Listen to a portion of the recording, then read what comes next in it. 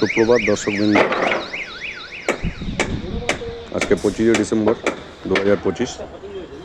আপনারা দেখতে পাচ্ছেন আমাদের লাস্ট র্যাফটের ওপর যে 3টে কলমের কম্বাইন বিমটি ড্রয়িংয়ে ছিল, সেটি আজকে শাটারিং করে ঢালাই করে দেওয়ার ব্যবস্থা আমরা করেছি।